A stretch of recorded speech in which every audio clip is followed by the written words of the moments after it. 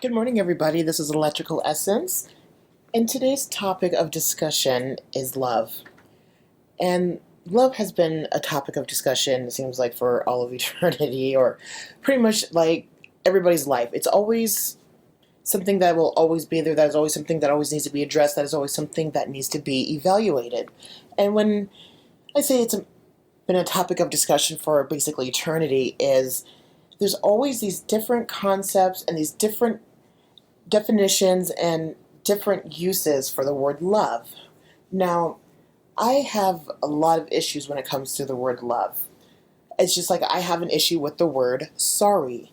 And I also have the issue with the word I will or I can or anything that has to do with the actual meaning of what that word, that phrase, or that saying means. Now, love is huge right now because of everything that is going on, especially with our alignments, with the planetary alignments. And anybody that knows me personally knows that I'm a huge astrology freak, and it's basically something that I eat, sleep, and drink every single day.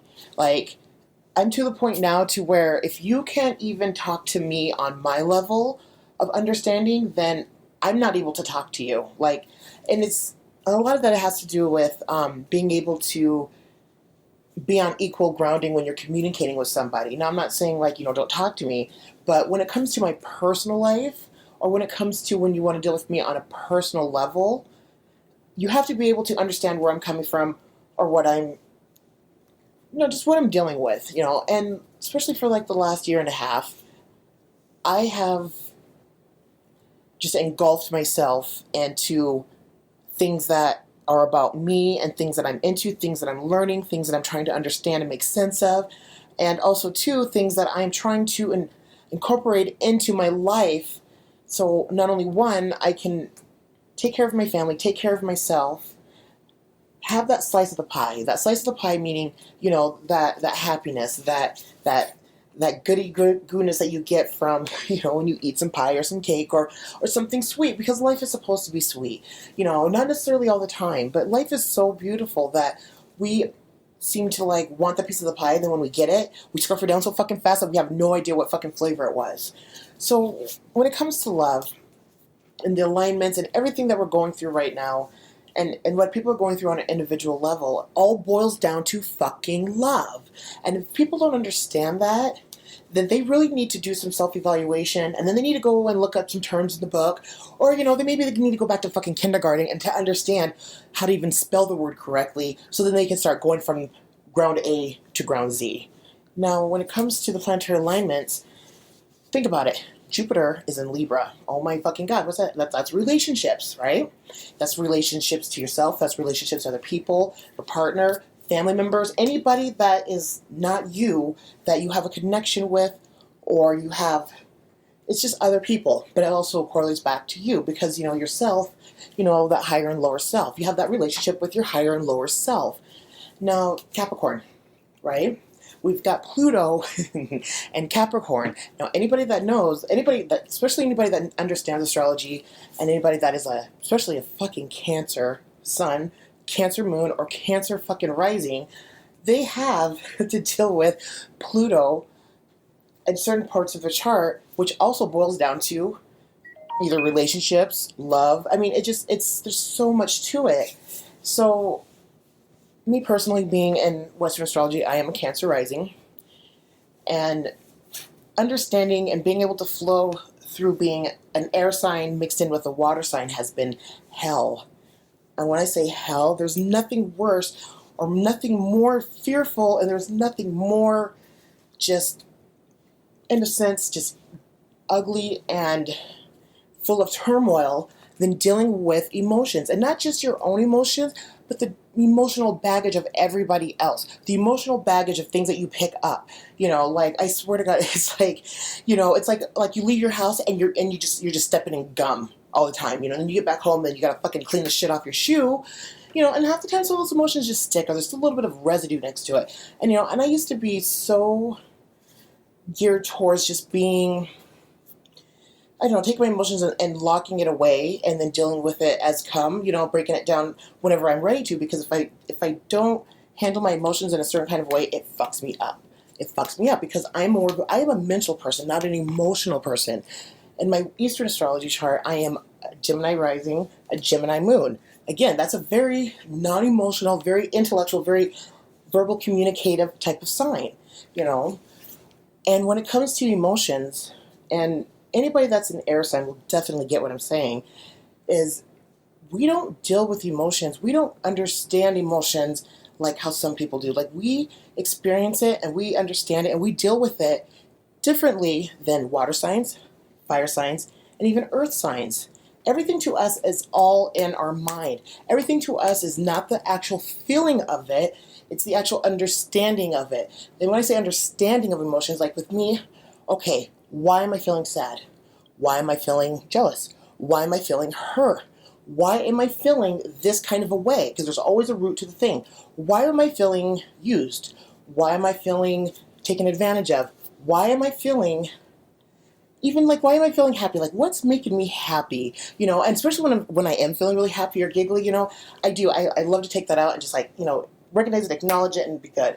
And when I have my periods of happiness, which is so crazy, it's usually when I'm by myself, because I do love spending time by myself. I value that surrendering to my solitude, because that's when I am the most so comfortable within myself, and it's just so beautiful to be able to be in that comfort of your own fucking skin. So many people are so fucking scared of that comfort. So whenever I am feeling happy, I think, okay, what am I doing right now? What's going on to make me feel happy? And I'm like, oh, okay, this is what's making me happy. If I'm feeling sad, if I'm feeling like those ugly, gross feelings, that's something to where I've learned over the years of knowing myself and learning myself and evolving myself mentally, emotionally, spiritually, whatever, is those emotions have to be handled accordingly, and they have to be handled on my fucking terms. When I say my terms, like, don't try to get me out my feelings. Don't try to pull out my fucking feelings. Like, don't try to dig around in my fucking head, and don't try to dig around in my emotions to try to grasp at what you think I'm fucking feeling, because I will let you know what the fuck I'm feeling.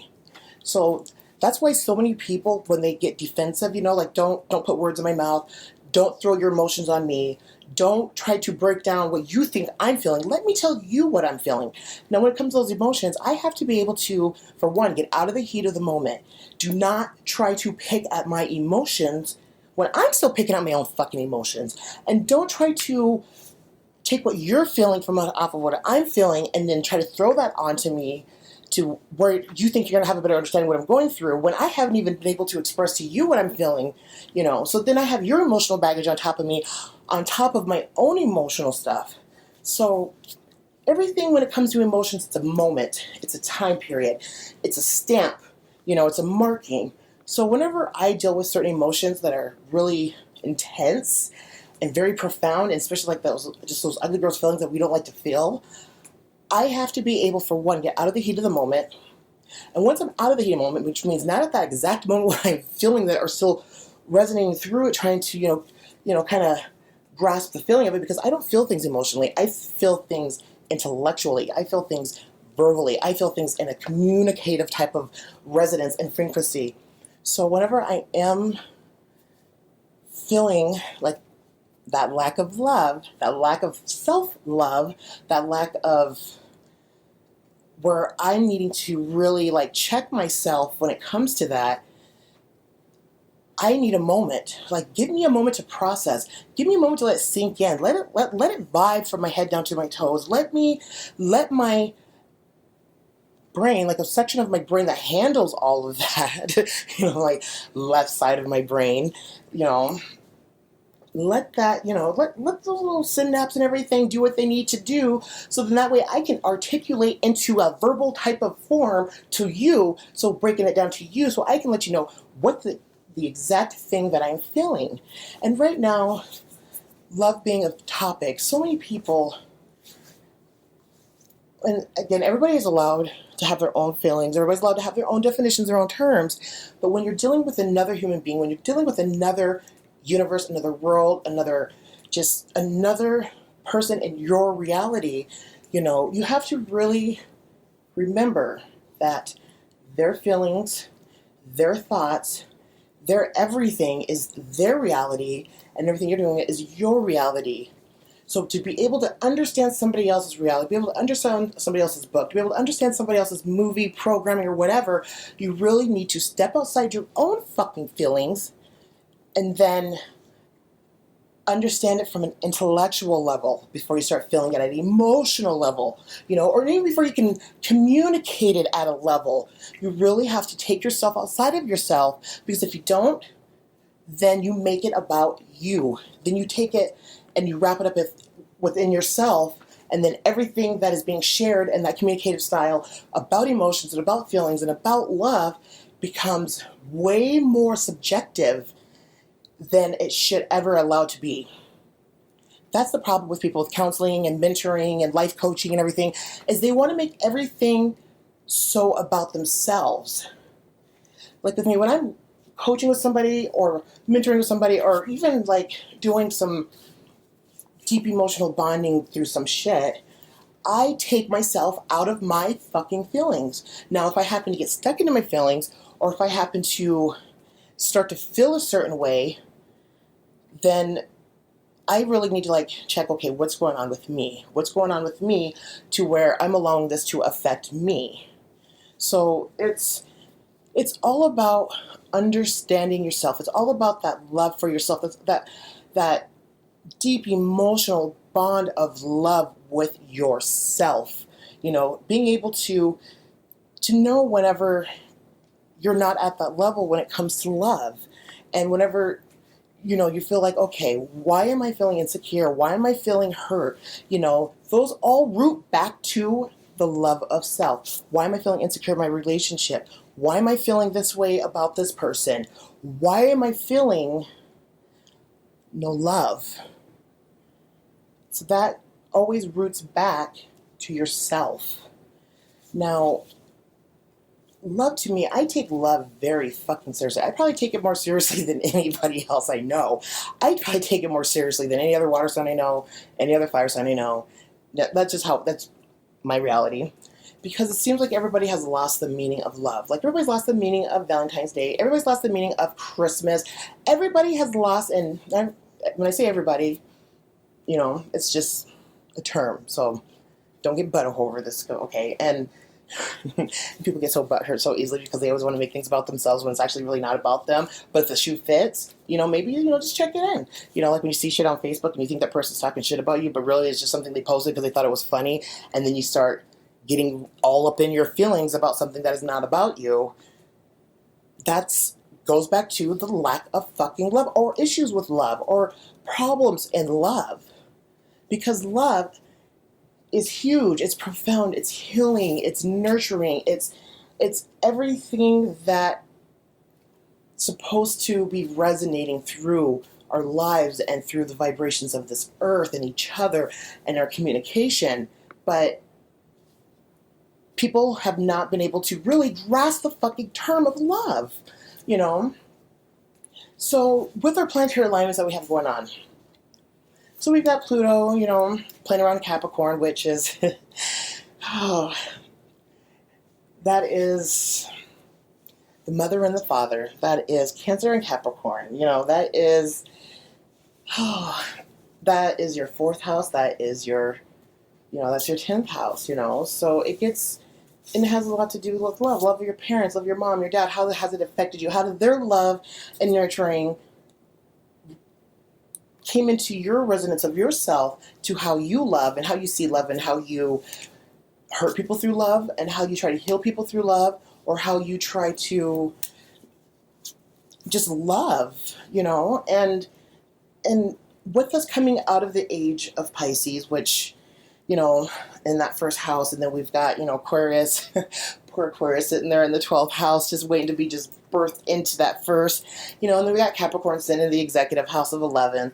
And then we have good old Sagittarius sitting in the 10th house. I love this. In the 10th house of the outer world. The outer world, like a lot of times, we correlate the 10th and the 6th house, the 6th house of slavery, which that will forever be the sixth house of slavery. The slavery of self, slavery of work, slavery of disease, slavery of enemy, slavery of everything. That's basically what it is. We are all in a form of slavery, and it's the slavery of self, because that chart is about yourself.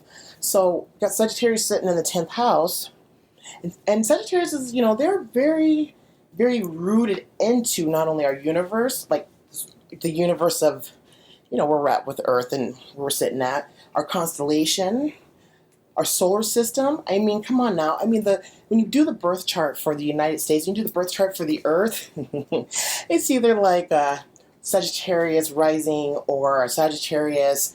So, it's always, Sagittarius is always in there, and then they're talking about the Milky Way, or not so much, I'm sorry, not the Milky Way, but with our solar system being in the arm of Sagittarius. And then they said they found those 3 brown dwarf stars in the constellation of Aquarius. And I'm sorry, I giggle because, everybody, a lot of people are very fearful about the age of Aquarius, and and that's okay, that fear, but you also got to understand, where's that fear coming from? Why are you so worried about it? Is it because all the shit that you've been watching on YouTube and the TV and your friends and all that shit, and then you're absorbing it in, you're like, oh my God, that's right, Aquarius are the devil, this is going to be a demon time, well, you know what, maybe it will be, and maybe you just need to learn to love that, because just because something's dark, or maybe something is demonic, or maybe something that is labeled evil, is something that just needs some fucking love. So coming into that age of, we're on that cusp, and it depends on what you're looking at in the calculations, because some people believe that we are still kind of far out from that cusp. A lot of people believe that we timeline jump into the beginning, starting stages of Aquarius, and some of us believe that, or some people, can't say us, well, some of us think that, that we've been going through it, and any starting of any sign, those 0, 1, 2, 3 degrees, and then those last degrees of 28, 29, 30, they're intense, they're profound, there's a lot of things going on. And so, coming into the age of Aquarius, poor Aquarius sitting there in that 12th house, just, any of you Aquariuses that are dealing with some shit with Pisces, I feel ya. And a lot of times that just has to do with the age period and the energy that's going on. So we got Aquarius sitting there in the 12th, getting ready to be birthed into the 1st. And then we've got Leo, which is originally the ruler of the 5th house of children, 5th house of creativity, of love, self-love, and just, 5th house is just a beautiful house. And it's beautiful too, because it's like we, through our passions and creativity, create life. We produce life. We manifest life. And our children are our lives. Our children is the product of the creativity of our passions with another person that created another human being and another universe and another portion into this ever-expanding world that we're spiraling through on this rock, in the solar system, in this galaxy. That's another fucking star that was just made. So 5th house is beautiful. Like Leo's, when you know a really good Leo, when you know a Leo that has a very beautiful heart and a very beautiful soul, and they're just resonating all that love and beauty, and it just shines all within them, that is like the most loving energy to be engulfed in. When a Leo loves you, like when they love the shit out of you, it's you feel that love, you understand that love, and so we've got poor old Leo, sitting there, in the axis of the 12th, in 6th house, sitting there in a very dark house. The 6th house is a dark house. If you ever study any Vedic astrology or any type of Hindu astrology, that 6th house it's I hate to say this, but it's a death-inflicting house. But sometimes some things have to die. Some things have to be diseased. Some things have to deal with enemies and court cases and divorces and non-profit organizations and small animals. And I mean, sometimes we have to deal with all of that energy of that shit to basically, just relive into a light of love, Get out of that darkness. Bring that love. Bring that hate. Bring all of that shit into the light so it can have some love. It can have some understanding. It can have some connection, some grounding, And like that axis, the 1st and 7th house, which the 1st house is Aries, 7th house is Libra, and we're getting ready to put, Aquarius is getting ready to come into that 1st house, and Leo's getting ready to come into that 7th house. Now, 7th house, that's, relationships and other people and your business partners, and like that seventh house, you got sixth house is lower court cases, and seventh house is like your higher up court cases, like not just your basic traffic court, and then you got your ninth house of the lawmakers, so it's like it's that shift, and we've really got to be prepared for that fucking shift, because that shift that is about ready to happen, and none of us can necessarily pinpoint it down, because we're just we're the redneck hillbillies of the fucking universe, okay? We are so fucking far out here from when all this shit fucking started at the Big Bang. We're playing fucking catch up. We're a bunch of fucking inbred motherfuckers that are still learning how to fucking read. We're still learning how to even walk. We are so low on the fucking totem pole that we're not even on the totem pole. When we talk about aliens and stuff and coming to probe our assholes and everything. Well, yeah, because we are a bunch of fucking assholes. So I get why the aliens are probing assholes when they come here and visit, because they're trying to figure out what the fuck is wrong with us, with these fucking hillbillies, So, going into the age of Aquarius and dealing with the axis of it with Leo, the four axes of love, all different forms of love, and dealing with those fixed axes and coming out of dealing with that mutable, the mutable signs is Virgo, Pisces, Gemini, and Sagittarius. We're coming out of that. We're coming off of that cross and onto another cross. That sacrificial cross, that sacrificial cross of yourself, and and I love to look at astrology from different points of view, and looking at it from like a Christian point of view, and looking at it, how it resonates and vibes with the Bible. That sacrificial cross, that cross that Jesus Christ, he died on, because he was the sacrificial lamb, that his blood was a symbolism of washing over us and protecting us, like they did during the Moses time of, where they would mark the lamb's blood on the houses, so then that the darkness can pass over those houses and not take the firstborn sons.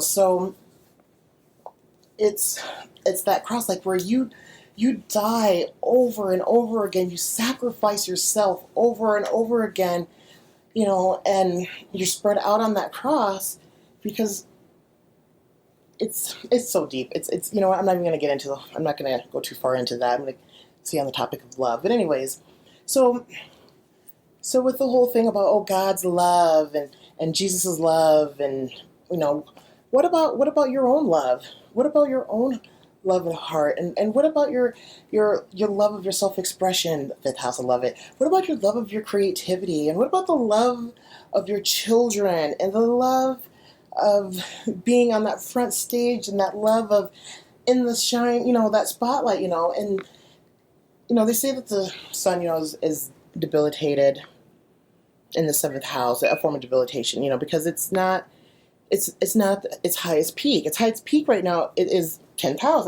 That's Sagittarius is at their highest peak. That I always describe the 10th house as that sun, or the house that's up high with the sun, and the 8th house is the house that is down deep in the garage. You got to go through the car garage, down the elevator, and then you got to go through this tunnel, and then you go through this little door, and you got to dig your way down through the dirt and all of that, and pass a lot of freaky, scary shit on the way there. That's 8th house, and then 12th house is the house that's like, that's the womb. That's like the womb of life. That's the womb of God. That's the womb of where you have your babies at before they come out into the into the first house. That's that incubation period. That's that like, you want to make sure your babies are born when they're supposed to be born, so then that way they're healthy and that they have all their fingers and toes, and that they're not retarded. Okay, I talk a lot of shit.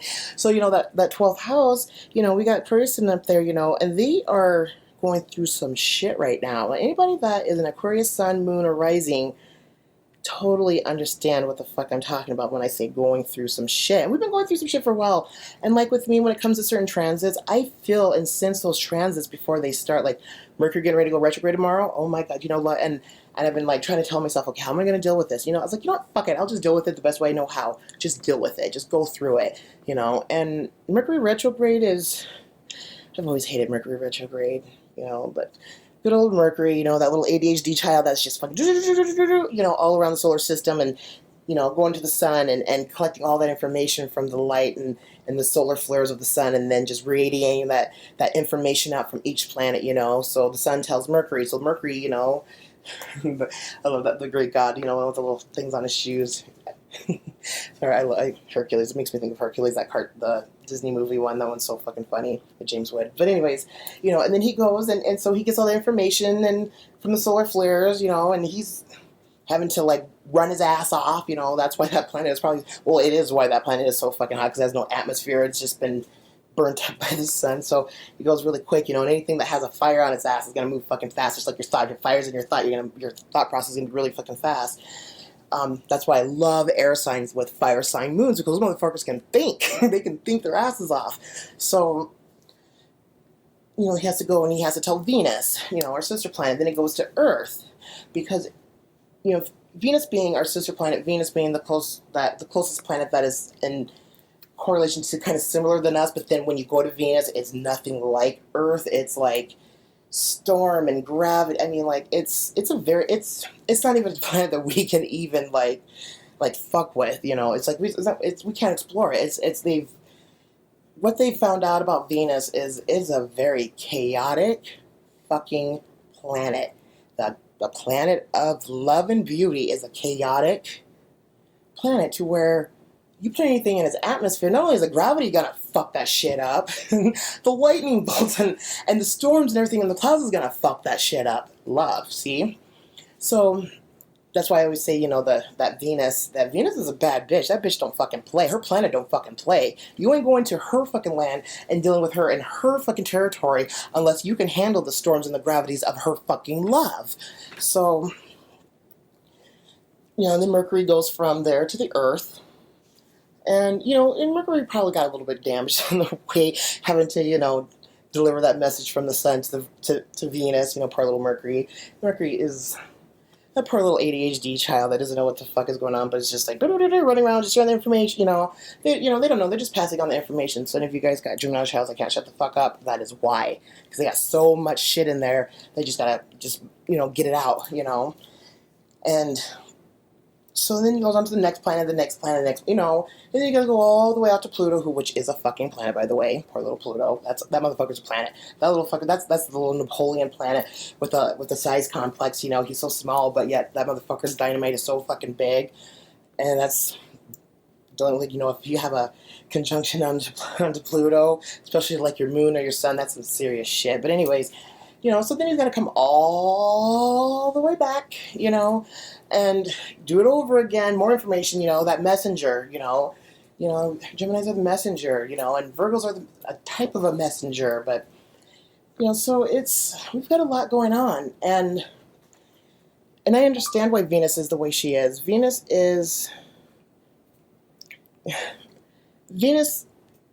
has things with herself. This is kind of hard. I'm trying to break it down to where you can understand on my level.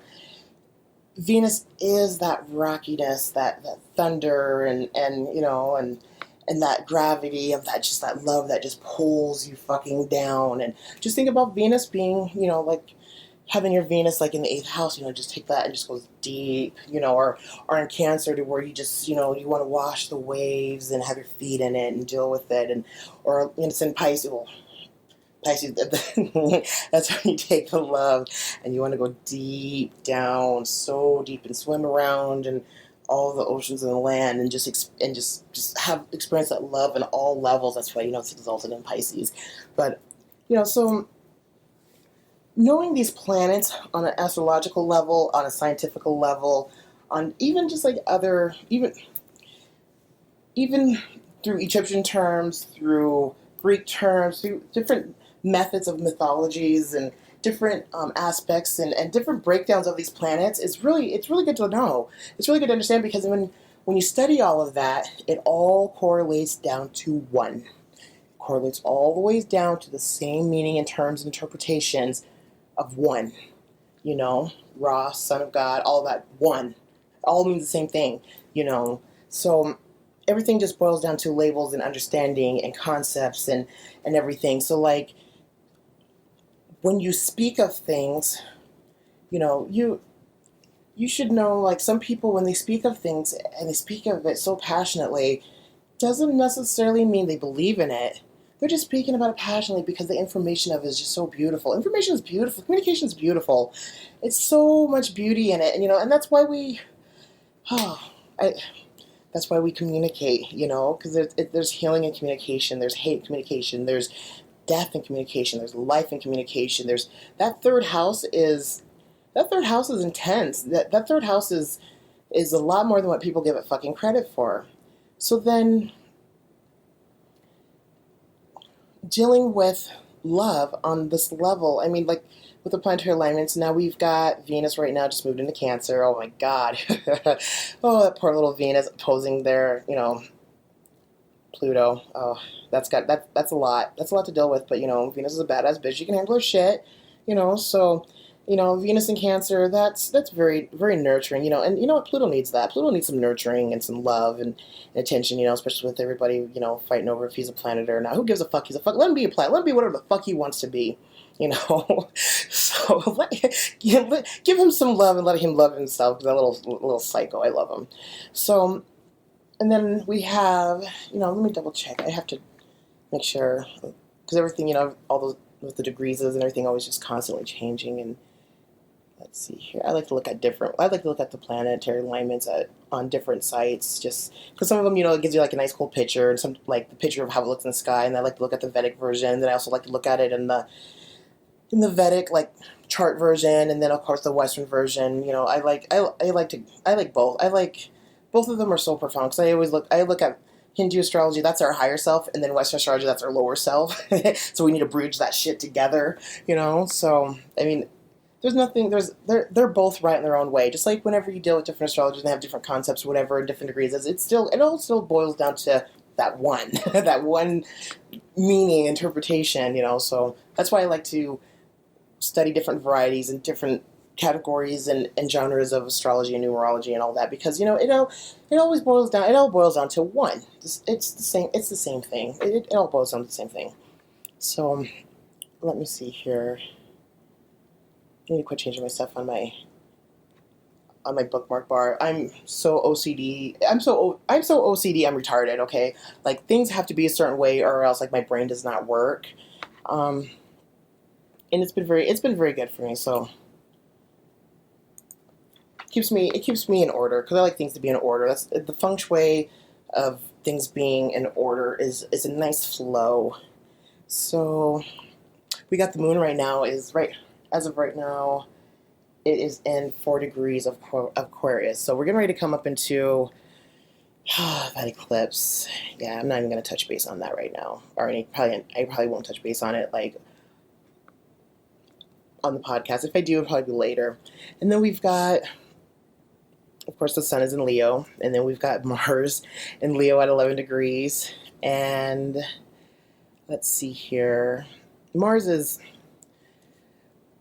definitely has a lot to do with love and you know, when you study like Mars, you know, it's about adventure and it's, you know, I do consider it like that soldier. I love that terminology for it, you know, the light side of Aries and Scorpio is Mars, and the dark side is Pluto, and the spiritual side of it is K2, or the South Node, because you know the South Node is one of the co-rulers of the 8th house. So of course it's going to link it back to anything that is going to be the opposite of where that 8th house is. So anyways, what I mean by that is like if you have your South Node in Aquarius, what's opposite of Aquarius? Leo. If you have your South Node in Cancer, the opposite of that is Capricorn. You know, it's the co-ruler of the 8th house, so which means it's going to have some linkage in dealing with that second house. Ooh, that second house. You know what? I'm just gonna hop skip over that second house right into the 3rd house, because that second house right now is just kind of fucking my world up right now. So I'm just go ahead and just jump into that 3rd house. So, and then we've got Chiron. You know, Chiron's in Pisces. Oh God, and again, curious. You know, it's healing some wounds. It's that 12th house. It's you know. So right now, you know, when we look at it from a chart point of view, you know, Chiron is sitting there in that 1st house with Pisces, that healings of the bondage and the chains and the very sadistic and nasty and dark, gross, demonic waters of everything that we have been through during this period of the age of Pisces, you know. So it's trying to heal a lot of that. A lot of, you know, look to where your Chiron's at, you know, in your chart. And like my Chiron, I believe, it's in Taurus, and it sits in my 11th house. And let me tell you something, I have been dealing with some deep rooted wounds when it comes to my 11th house shit. I'm an Aquarius, but my sun sits in the 8th house, and dealing with the issues that I have with the 11th house, because I have a love and I have issues for each one of the houses, and learning to work on myself through my usage and methods of mostly astrology. I do like numerology, but that's something that I use for like kind of fun and kind of confirmation when I'm doing kind of like tarot. When I read tarot cards, a lot of times it's just for confirmation or for guidance.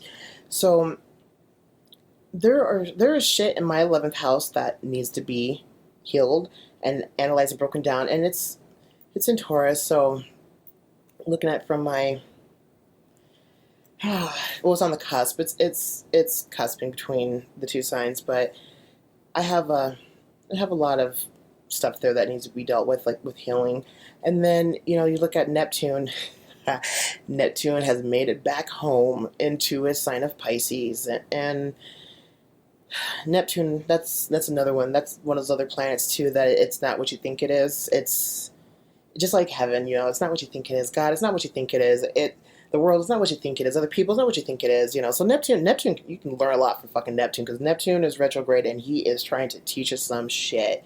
So, and a lot of that too is like Neptune, like these gods, yet that these planetary, planets are named after, and all this astrology stuff is named, it all links down to, like these gods, they lacked so much self-love that they had to have other people worship them to get love.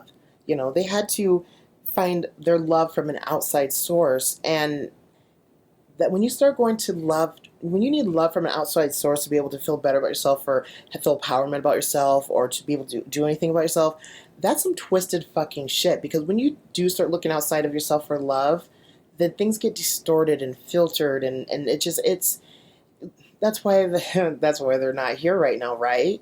Because they either killed themselves or destroyed the, like stuff during, like our history, like villages and countries and all of that going through like some mass destruction. It's those poor gods, they lack a lot of them. I'm not gonna say all of them because I don't really know, because I don't know any of them personally, and so I haven't been able to sit down with any of them and be like, hey, why don't you fucking love yourself? But they did look to others for worship. They did look for others for love and to feed their ego and to feed their heart, and so love is so profound, and people need to realize the meaning of love. Love is that unconditional love of self. And you have to have unconditional love of yourself. Love your ego, love your shadow side, love everything about yourself, because there's a reason why it's there. There's a reason, and you got to figure out that reason why things are the way they are, with yourself, and going into that rabbit hole. And then you want to evaluate your relationships with your family and your friends and your love. Like the people that you love, why do you love them? Do you love them because they look up to you and worship you? Do you love them because they can do no wrong? Do you love them because they know you so profoundly on such a level to where their love for you is unconditional and you love them back the same? Because let me tell you something, you can definitely tell if somebody loves you unconditionally or not, because of how they talk to you is one way, and how they do things for you is another way. You want to do something for somebody out of love of your heart, not because you're expecting anything back, but you're doing it because you want to show some love. So people really need to understand that love starts within. Love starts in the 5th house. Love starts with, that's God's heart, and I'm not a highly religious person. I just like using the concept because it's easy, it's an easy analogy, and like atheists, go talk to a fucking atheist for a while, because those motherfuckers, not only do they know the fucking Bible, they can quote shit out of the Bible, they can break that fucking Bible down, and they know some shit. They're atheists for a reason, and some people that aren't really atheists, like I do this, I'm not an atheist, but I do understand and I respect it in some form. Some people might even look at me as an atheist or agnostic or whatever. It's just labeling. I try not to let anybody label me, because I know me. I'm not this. I'm not that. I'm what I want to be, and I am me. So, atheists, I tell people I'm an atheist when I went through this period where I used to write as atheist, and that's just because I was, trying to get some shit figured out. Because it's a lot easier when you tell somebody you're an atheist, and then they're just like, then of course they got to reevaluate how they're going to handle you, and that just kind of that was like a deterrent thing. But atheist people, they kind of know what's up, they do. A lot of them do. A lot of them maybe they don't. A lot of them are still going through like their phase or whatever, but they get it. They understand it, So people are always out there like bashing people for being an atheist or whatever. You know what? Sit down and talk to one. They will blow your fucking mind. They will blow your fucking mind. And then after you talk with them, take some notes and then go talk to your preacher or your priest or your reverend or whatever you know and see if they can blow your fucking mind, because they can't. A lot of them can't. Because a lot of those priests and reverends and all that and people in the church, half of them don't even really believe in fucking God. It's just it's an easy way in to gain some power, or it's an easy way to gain that love. It's an easy way to make money. It's an easy way to manipulate and to scheme and to. It's a lot of the people so many people are in the wrong profession, because a lot of them you can tell by the lack of bedside manner. And when I say lack of bedside manner, like people are just so fucking up in their fucking own shit to where they don't know how to handle other people without it affecting them. When you go into a job or when you're doing a profession, you do that job for that job. You do it for that love of that job. That love. See, everything's about love, So this is huge, and I've been working on self-love for a very long time, for years. And a lot of times that self-love does come off as being egotistical. So anybody that knows an Aquarius or Sagittarius or a Leo or even an Aries, sometimes a Libra, just depends on the Libra. Yeah, Virgos, I can't really go there with Virgos, but because a lot of them are still learning self-love. That's why they're so nitpicky, they pick themselves apart, and they need to stop doing that shit.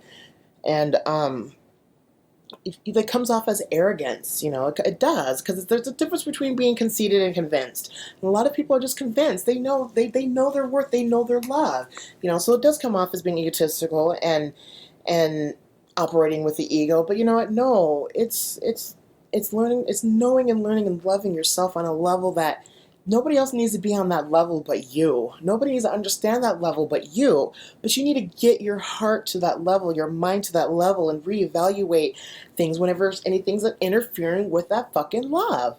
You fight for fucking love. You kill for fucking love. You eat for love. You pray for love. You live in love. So I'm going to go ahead and I'm going to end the segment here. This is definitely going to be a topic of discussion I will discuss again. But, let's bring in this next age, for our children, our grandchildren, and then the people after that. Let's bring that age in with some love, because we're all lacking so much fucking love in our life. You need to learn to love your hobbies and love your work and everything. So just think about that. Because the love, it always starts with the self. And you can't live your life if you don't have any love. And if you're loving somebody that doesn't love themselves and they treat you sometimes like they don't love you, they don't fucking love you because they don't fucking love themselves. So go find you some love of yourself. This is Electrical Essence, and you guys have a good afternoon.